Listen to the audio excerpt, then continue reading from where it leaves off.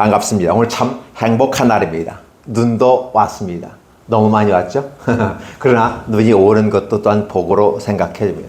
우리 주변의 환경의 여러 가지 부분에 닥쳐오는 모든 부분들을 어떻게 우리의 삶에서 스스로 해석할 것인가 라는 부분에 대해서 능력을 갖추는 것이 중요합니다. 그래서 사사기 16장 15절로 22절의 말씀을 중심으로 딜라의 가치관에 빠진 삼손이라는 제목으로 말씀을 나누고자 원합니다.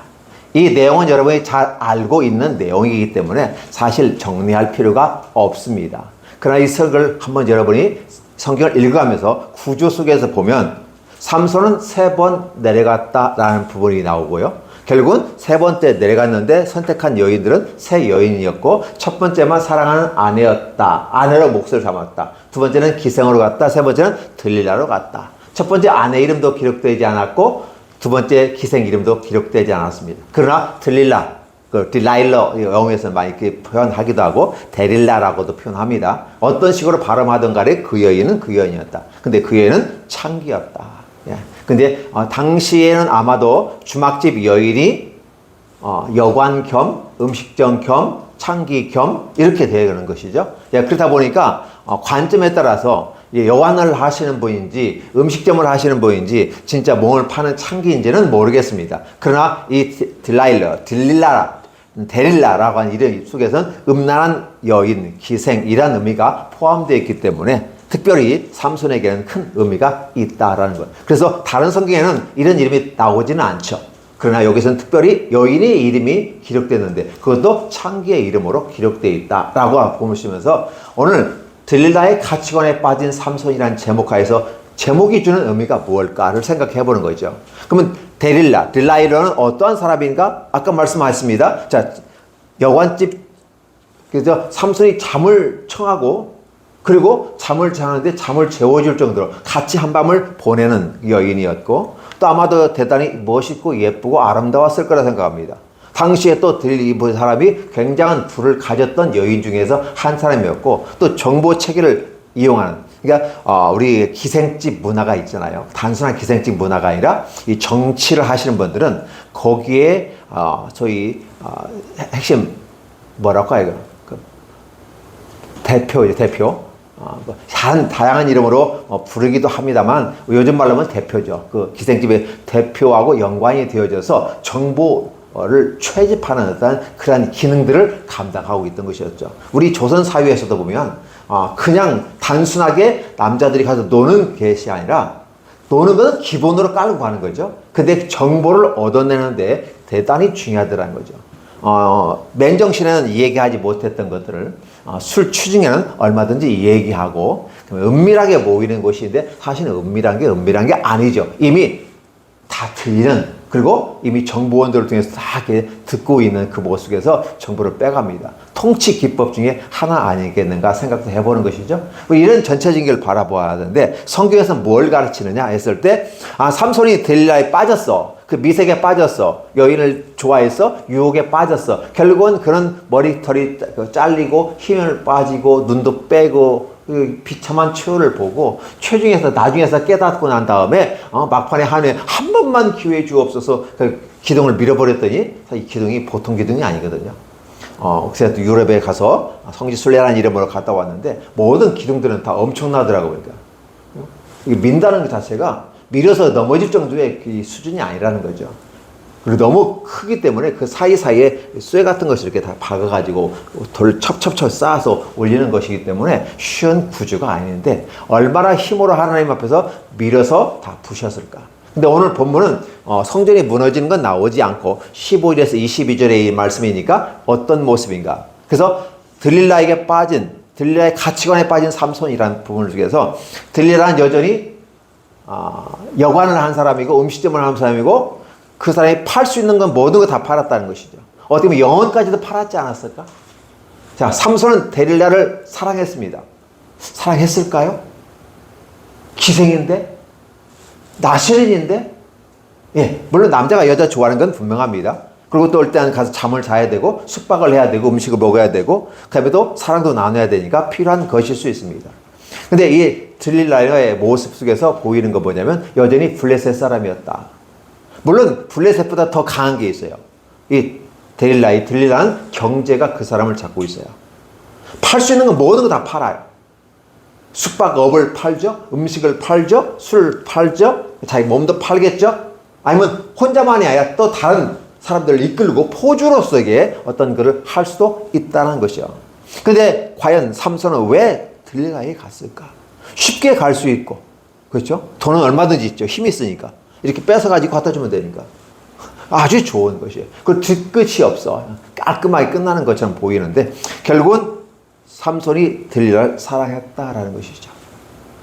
네, 이런 부분. 근데 삼손에게 있어서 사랑의 가치는 자기 모든 걸 내어줄 정도의 사랑이었다라고 볼 수 있지 않을까? 근데 이 딜릴라 같은 경우는 삼손을 사랑하는 건데 그에 대한 책임감으로서 어떤 정보를 요구했다는 것이죠. 그래서 이런 부분을 볼 때 딜릴라에게 있어서 삼손의 가치는 얼마만큼의 정보 가치가 있을까? 이를 생각해 보는 거죠. 그냥 하룻밤 육체가 힘이 세고 건강하고 그래서 자기를 만족시켜줄 정도의 큰 멋있는 사람이라는 건 알겠어. 그런데 기생에게 있어서 한 남자에게 정조를 다 바칠 수 있는 그러한 구조가 아니었고 수많은 사람을 상대하며 어쨌든 나는 팔 수 있는 모든 걸 팔아서 돈을 얻는 것이 중요했다. 그래서 정치 지도자들이 거기 와가지고 블레셋의 정치 지도자들이 1100개의 은이라고 하는데 요즘 시가로 이게 계산을 이제 애매한 시대대마다 금값이 다르고 은값이 달라지잖아요. 그래서 애매하지만 통상적으로 3억 5,200 정도 되는 3억 5,200만 원을 내가 줄 테니까 삼손의 저 힘이 어디서 나는지를 알아냈으면 좋겠다. 근데 계속해서 흐르는 면모는 뭐였죠? 첫 번째 아내로 삼고자 했던 그 여인들. 그래서 결혼식장에서도 그 비밀을 깨어내려고 하는 그런 모습들. 그리고 여기서도 여전히 그런 부분들. 그래서 이런 부분들이 굉장히 중요하다는 거죠. 그리고 이 여인의 가치는 여자가 삼손을 사랑했는가 질문 한번 해보시기 바랍니다. 기생이 창기가 얼마나 사랑했겠어? 하룻밤 사랑 나누고 끝나면 되는 거 아니야? 그냥 이렇게 생각할 수도 있습니다. 근데 어떤 면에서 보면 이 여인도 삼손을 사랑했을 것이다 생각했을 겁니다. 그럼에도 불구하고 그 사랑의 가치는 무엇에 이끌려간다? 당시 블레셋의 경제에 이끌려가더라는 것이죠. 그래서 데릴라의 가치관이라고 하는 것은 오직 돈이 신이다 라는 거죠. 여러분의 신은 누구입니까? 지식입니까? 힘입니까? 아니면 어떤 전문적인 학위입니까? 아니면 이 세상에서 성공과 출세라는 어떤 것들이 여러분의 신입니까? 사실 우리는 하나님을 믿고 고백한다고 말합니다. 아니 우리는 어쩌면 삼손과 같은 나실인이 될 수 있습니다. 하나님이 거룩히 구별해서 하나님께서 보내주셨고 그래서 우리를 소명으로 불러주셔서 구원받게 하셨습니다. 구원받게 하신 다음에 여러분의 사명을 주어서 각자의 삶의 현장 속에서 기독인으로서 빛을 비춰라. 소음과 빛의 역할을 감당했으면 좋겠다라는 것입니다. 그러면 그에 대해 여러분이 동의했습니다. 아멘, 아멘, 아멘 했습니다. 그러한 사람이 멋있는 사람이고 빛을 따라가는 사람이라는 것이었습니다. 그 여러분들이 이러한 모습으로 살아가기 때문에 여전히 우리도 삼손과 같은 존재는 아닌가. 여전히 나는 삼손에게 있어서 기대해 볼 수 있는 건 아무것도 없어요. 나실인인데도 불구하고 개판치고 살아가는 거잖아요. 정상적인 것은 이방인 여인과 결혼하지 않아야 돼요. 그런데 자꾸 찾아가는 것은 이방 여인을 찾아가고 어떤 면에서 보면 빌미를 만들어서 그렇죠? 어떤 건수를 얻기 위해서 그렇게 했다고도 우리는 생각할 수밖에 없는 구조예요. 그래서 삼손이 과연 세상 말로 나가 나실인이고 뭐고 다 잊어버리고 다 신경 안 쓰고 오직 어떤 건수를 얻고 어떤 이유, 명분을 찾기 위해서 갔다라고 볼 수도 있는 거기 때문에 어떤 면에서는 나실인으로서 제대로 기능을 못했다고 평가할 수 있어요. 근데 목적이 어떤 목적이냐? 근데 결국은 그 목적 방법이 좋은 방식이 아니었다. 하나님이 원하는 방식이 아니었다라는 거예요. 근데 그 방식이 왜 그랬냐가 저번 주에 설교를 했던 게 있어요. 계속해서 듣다 보면 뭘 생각나냐? 삼손이 결국 이러한 행위가 이 시대 정신에 맞춰서 가더라는 거였죠. 사실 국가와 국가의 전쟁이 이루어져야 됩니다. 근데 지금 40년 동안 지배받는 상황 속에서 전쟁이라고 하는 건 독립전쟁인데 독립전쟁을 할 생각 하지 않아요. 다른 사람들은 그냥 먹고 살면 돼. 경제만 어느 정도 뒷받침되면 돼. 그렇기 때문에 독립운동할 필요도 없어요. 그리고 힘을 모아서 어떻게 할 필요도 없어요. 삼손은 왜 기도원처럼 병사를 모아서 대적해 싸우지 않고 혼자서 싸웠을까? 늘 궁금한 것이죠. 우리가 이 시대를 살아가면서 각계 전투하고 있는 우리들의 모습은 삼손이 아닌가? 이제 회교도 이제 터키를 갔다 오면서 느끼는 게 오스만 투르크가 이제 동로마 교회 비잔틴 문화의 융숭한 모습을 갖고 있었는데 나라를 침공하고 독립운동하고 무슬림화되는 모습에서 99.뭐 해가지고 퍼센트를 차지하더라고요. 완전히 무슬림화 되어버렸고 이제 그런 상황이 발생해요. 모든 것 다. 그래서 국가로 들어오고 정치로 들어오고 한 세트를 하니까 그 큰 나라가 회교국가가 되어버렸어요. 그리고 오히려 거기서 편안하게 살아요. 저는 이것을 뭘 보고 왔냐면 건물을 보고 돌멩이를 보고 온 게 아니라 정치적으로는 대통령이 독재하고 있고 종교적으로는 모스크에 큰 철탑들에서 시간만 되면 엘렐렐렐 이상한 소리 나오면서 다 뭘 깔아놓고 무릎 꿇고 절을 5번씩 절하죠. 네, 절을 하면서 쫙 이렇게 서 있어요. 그 모습이 자기들도 보기가 싫더니 촬영을 못하게 하는 거예요. 좋고 아름다운 모습이라면 얼마든지 촬영하게 할 텐데 그걸 종교적인 어떤 모습, 공유회적인 개인의 기도는 촬영하지 마십시오. 이렇게 물론 개인적인 것이 있기 때문에 그렇지만 전체적인 부분 속에서 할 때 완전히 영적인 사이렌이 엥 하고 울리는 것처럼 뭐 일랄랄랄 문화 자체가 그런 부분, 노래를 부를 때도 그런 식으로 부르더라고요. 그러면서 어둠의 영이 내려와서 그 나라를 꽉 잡고 있는 걸 볼 수 있었어요. 저는 그게 보였어요. 다른 사람들은 그게 보이지 않는, 저는 희한하게 좀 그런 걸 느꼈어요.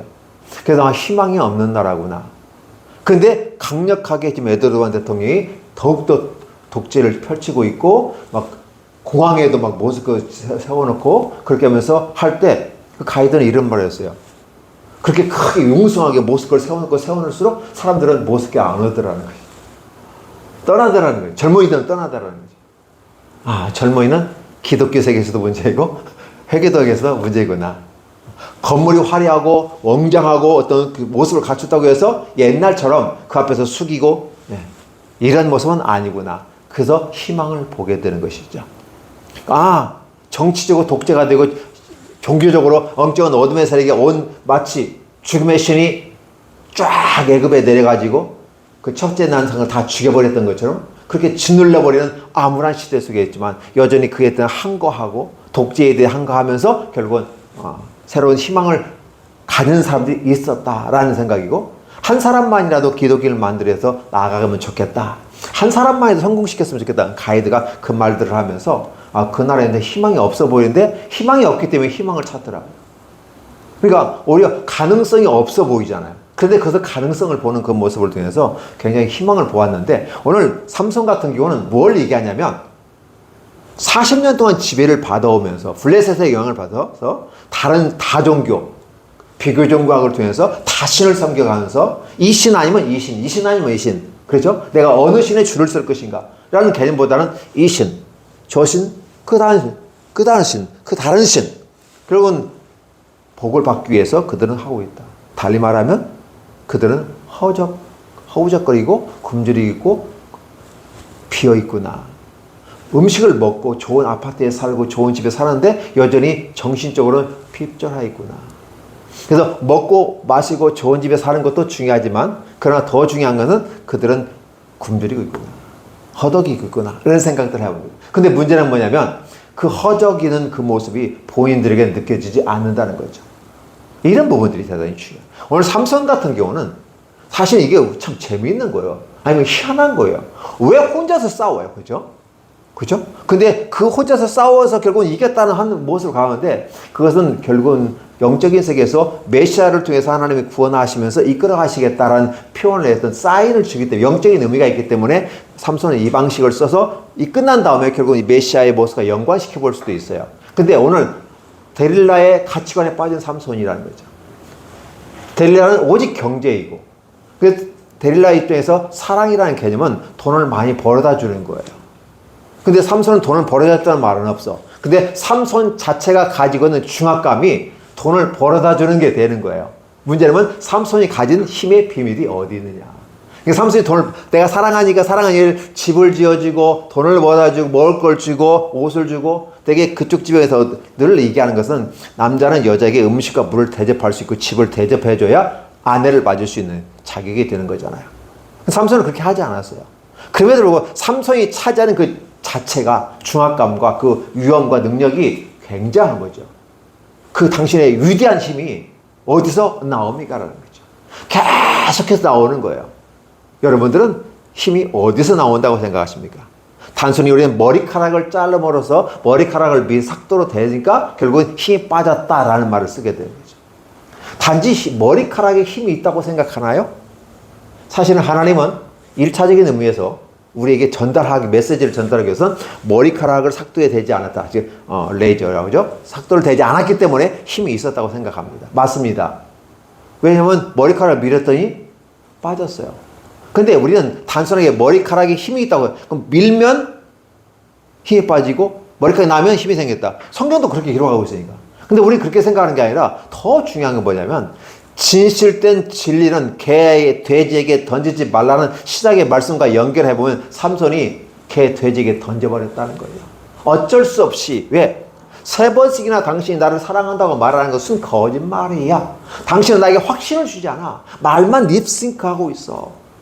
I love you? 라고 말했어. 그러나 그것은 당신이 나에게 확신을 주지 않았어.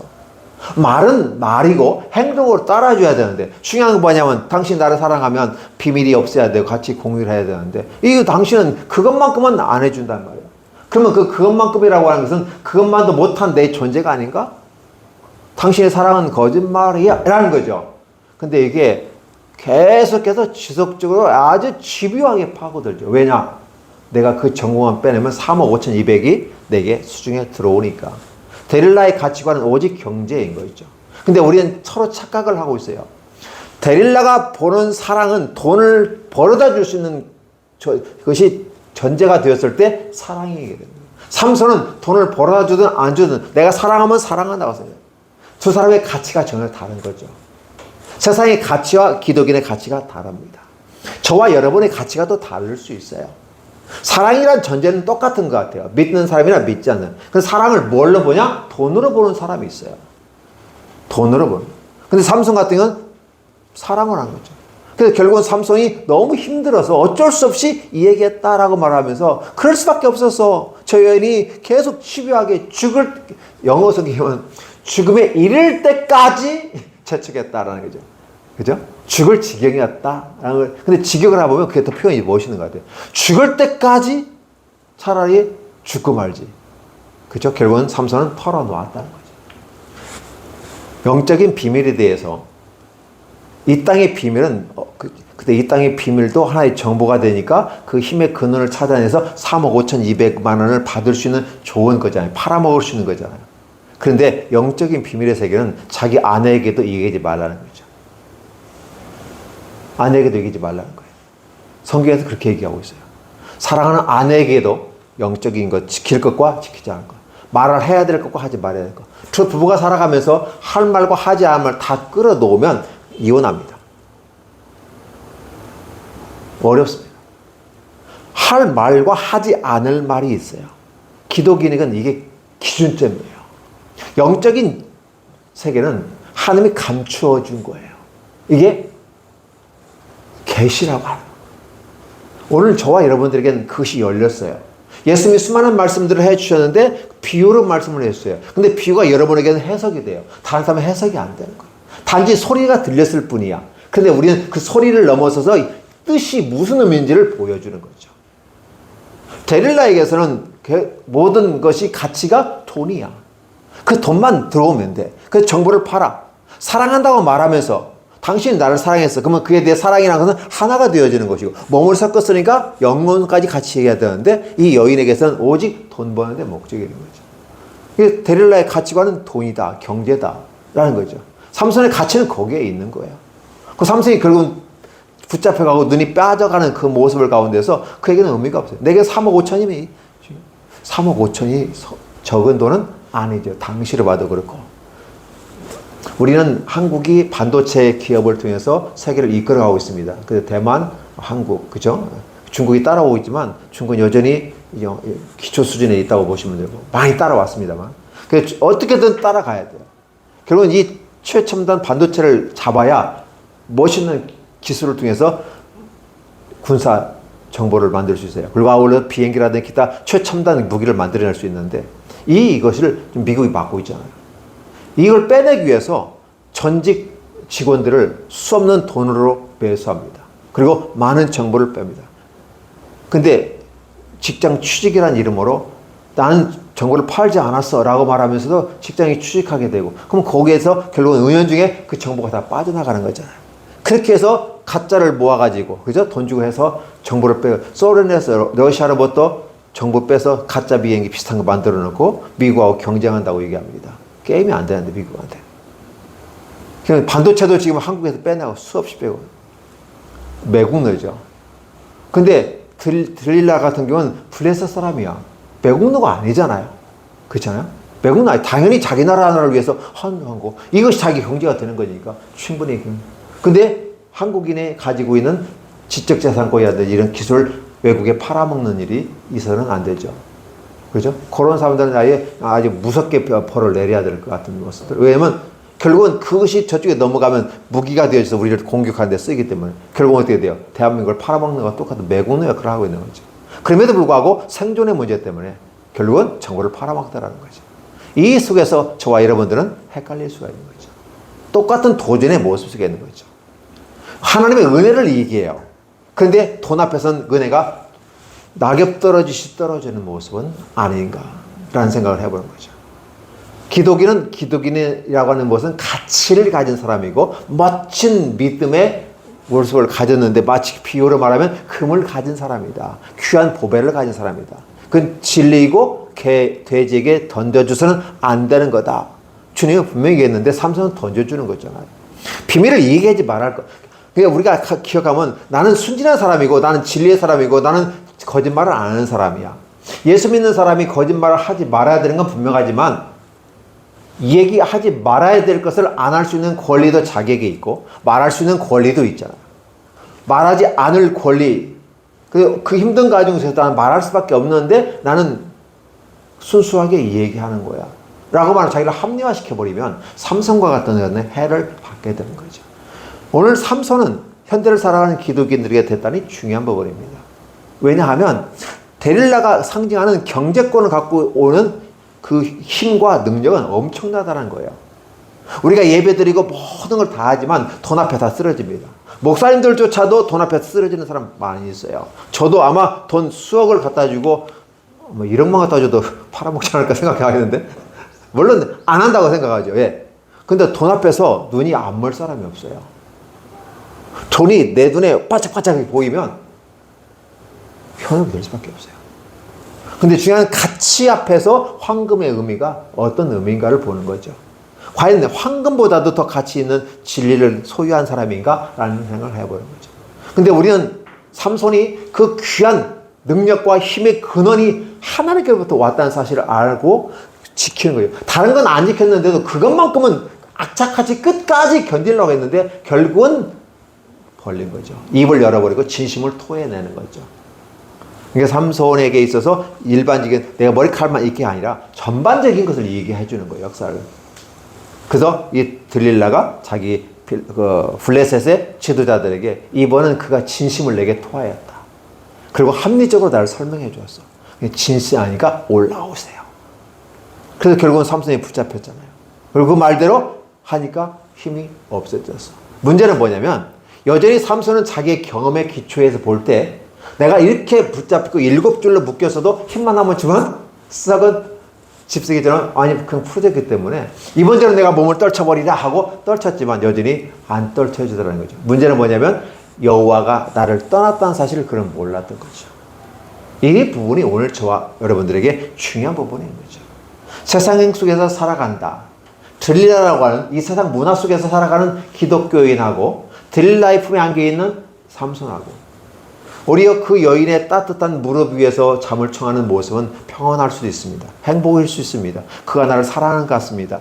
간을 내어줄 것 같은 천사 같은 말로 해줄 수 있습니다. 언제? 돈이 들어올 때, 가치가 있을 때. 여러분들은 돈 떨어지면 가치가 없어지죠. 기생에게서의 남자라고 하는 개념은 돈의 물주가 됐을 때는 가치가 있지만 떨어지면 의미가 없죠. 기독교인이 세상에서 문화라는 이름으로 중화되어지고 혼합이라는 이름으로 같이 되면서 에큐메니컬하고 교회가 합되고 세상과 모든 종교가 통합되어진다고 말하면서 하나가 되는 것처럼 얘기해요. 겉으로 봐서는 멋있는 것 같지 하모니가 될 수 있는 거지만 진리는 섞일 수 없는 거잖아요. 통합이라는 자리에서 한 공동체를 이루기 때문에 같은 방향으로 가야 된다는 건 맞지만 영적인 세계하고 비진리의 세계하고는 섞여질 수 없는 거죠. 이 부분이 대단히 중요하다는 사실을 여기서 얘기해 주는 거죠. 오늘 이 부분을 저와 여러분이 심각하게 생각해 봐야 됩니다. 한국 교회가 어렵다고 하면 저는 그 회교도 터키 그 모습 속에서 한국을 바라보죠. 한국은 개인주의예요. 은혜를 얘기할 때 막 떠들지만 각자 도생해서 각자의 경제 속에서 책임지지 않고 각자 도생하는 모습이 보인다고 말했고 회교도는요 공동체로 보이게 돼요. 경제도 뭉쳐지고 책임져주는 이런 그래서 족장 문화 근데 이 유목민이기 때문에 오스만 투르크가 굉장히 무서운 사람들이에요. 우리는 뭐 우리에서 가장 무서운 거 뭐죠? 호랑이가 무서워요? 꽃감이 무서워요? 권사님? 호랑이가 무서워요? 꽃감이 무서워요?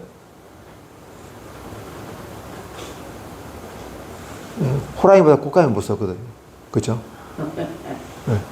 호랑이가 그때잖아요. 호랑이 온다 그 물어버리는데 꽃감 준다니까 얼른 그치더라는 거죠. 호랑이 깜짝 놀라가지고 저 꽃감이 나보다 무섭단 말이야. 이게 되는 거. 이 모습이 되는 것처럼 이런 것들이 이제 우리에게 모습이 있더라는 거죠.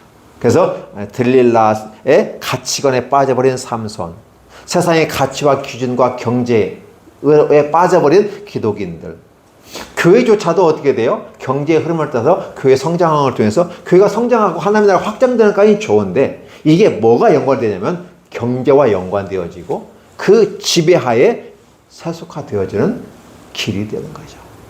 이런 부분들. 그래서 이런 세속화되어지는 모습을 떠나서 중세에서 수도사들이 세상을 떠나서 들어가서 진리를 추구하는 사람들이 바로 수도사들이었다. 그래서 교회가 멸망해 갈 때 수도사들이 교회의 명맥을 유지할 수 있는 힘이 되어졌다라는 것을 보고 그러나 또 수도사들로 말하면 또 교회에서 떠나서 수도사를 많이 몰려들고 그러다 보니까 또 수도사가 그 비리가 형성되어지면서 결국은 기독교는 천년의 막을 내어주는 중세가 마무리되는 모습을 보면서 오늘 이 시대가 그러한 모습은 아닌가를 생각해 보는 것이죠. 오늘 저와 여러분들은 분명히 믿음이 있습니다. 은혜를 받았습니다. 중요합니다. 그러나 경제 앞에서 세상의 가치 앞에서 우리의 믿음은 흔들릴 수도 있다는 거죠. 근데 한 번, 두 번에서는 흔들리지 않는데 지속적인 경제적인 어려움, 육체적인 어려움, 심리적인 어려움, 관계성에서 어려움이 우리에게 다가올 때 우리는 우리의 진실된 것을 토해낼 수 있는 그 개, 돼지에게 진리와 진주를 던질 수 있는 그런 위치에 있을 수 있다. 그렇기 때문에 우리는 날마다 연약함을 알고 하나님 우리를 지켜주시고 보호해 주옵소서라고 요청을 해야만 하는 것이다. 그렇죠? 오늘 제가 들었던 중에 하나가 개인주의가 아니라 공동체주의로 가는 게 좋다 이런 말들을 하더라고요. 그래서 한국 교회가 너무 개교의 중심으로 각자 중심에 이러다 보니까 모래알 같이 뭉쳐지지 않는 모습이 있다면 터키의 모슬림 그쪽은 뭉쳐지더라는 거죠. 진흙처럼 뭉쳐지더라는 거죠. 그래서 그 땅이 중요한 거 뭐냐면 이게 땅을 파면 흙을 파면 물이 있을 땐 부들부들해지고요. 그래서 딱 만드는 상태에서 물을 지켜주고 좀 만지고 말르면 이게 처음에 돌보다 더 단단해지는 모습을 토양에서 느껴지는 건데 그렇게 그들은 뭉쳐지더라는 거죠. 그냥 교회가 밀려나게 그 멋있는 동로마의 비잔틴 문화가 완전히 사라져버리고 성소피아 성당이 모슬림 사원화되어지고 이런 모습 되면서 결국은 우리의 믿음의 선배들이 흔적만 남아있어요. 제가 가장 큰 충격적인 건 뭐냐면 이게 보면 도시가 다 뭉쳐져 있어요. 성지순례에 딱 가장 한 가지 본 거 한 가지 있다면 뭉쳐진다. 무슨 묻혀진다는 거예요. 그래서 폼페이도 그렇고 모든 도시들이 다 뭉쳐지는데 2m, 3m를 파내니까 도시가 살아나는 거예요. 그래서 제가 궁금했어요. 왜 이런 것이 생겨났더니 먼지가 쌓였대. 먼지가 쌓인다고 해서 이게 3m, 4m가 쌓일 수는 없잖아요. 근데 수많은 세월 동안에 성경의 말씀대로 응해지더라는 거죠. 그것은 황폐해질 것이고 사람이 다니지 않을 것이다. 그 들짐승들만 좀 간간히 있을 뿐이지 그쪽은 사라져버릴 것이다. 사람에서 기억이 되지 않을 거다. 그게 제가 성지순례에서 얻은 것 중에 하나예요. 다 쌓였어요. 묻혀져요.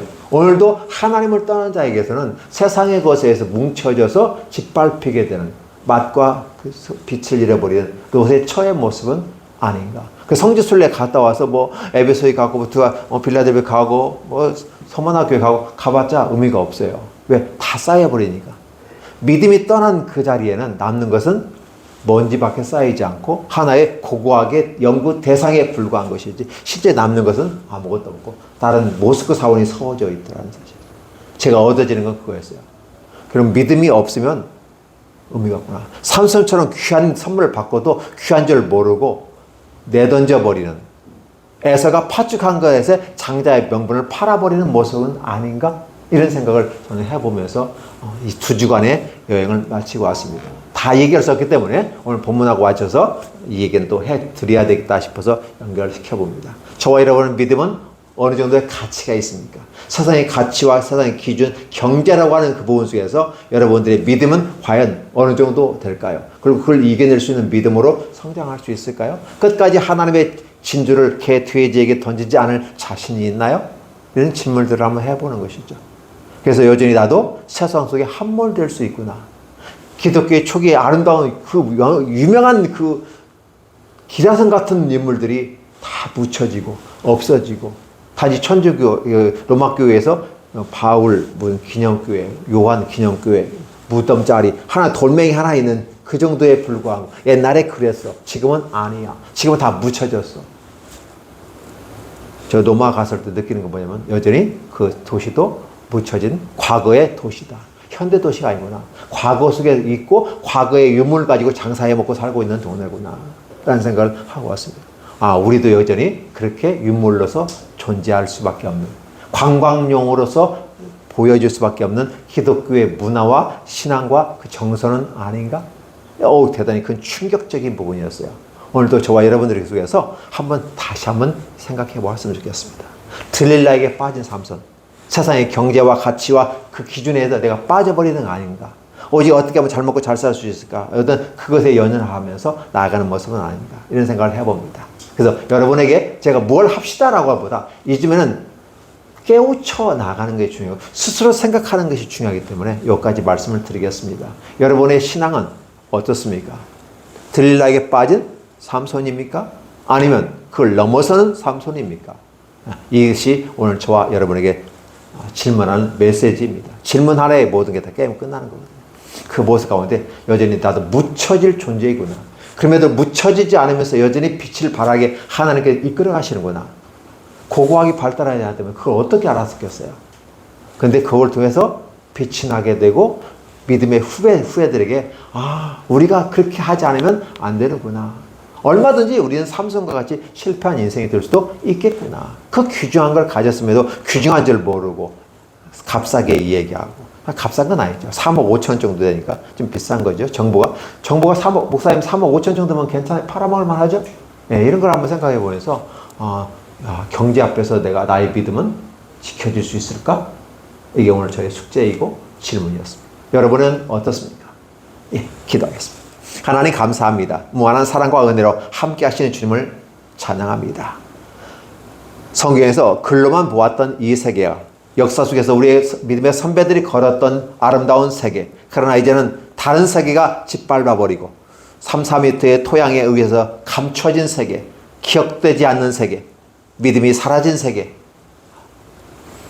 암울한 황량한 세계, 돌만 뒤둥글는 세계, 과거에 머물러 있는 지역들, 과거의 모습 가운데 유물장사하고 있는 그 모습을 바라보면서 진정한 가치인 믿음의 모습을 따라간 믿음의 선전들을 바라보고 왔습니다. 하나님, 이러한 것들이 우리들의 삶의 아름다운 모습으로 교훈이 되게 하시고 믿음을 지켜나가는 아름다운 기준이 될 수 있도록 축복해 주옵소서.